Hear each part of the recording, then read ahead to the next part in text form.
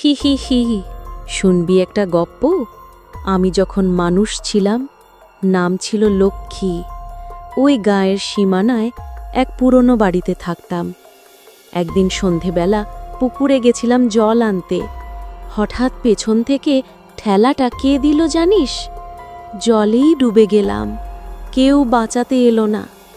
তারপর থেকে ওই পুকুরের ধারেই থাকি। আমি না রোজ সন্ধেবেলায় সাদা শাড়ি পরে হাঁটি, গায়ে কাদা, চোখে আগুন। একদিন এক শহরের ছেলে এলো ভূতের ছবি তুলতে, ক্যামেরা হাতে ঘুরছে।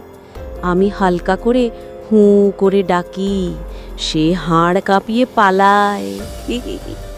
তবে ভয় পাস না, আমি খালি তাদেরই ভয় দেখাই যারা অন্যায় করে। ভালো থাকলে আমি শুধু গান গাই হিজল গাছের নিচে বসে। আমার গলা শুনলি তো? রাত 12টার পরে এসিস না, না হলে একসাথে গান গাইব। নাকি আর কিছু?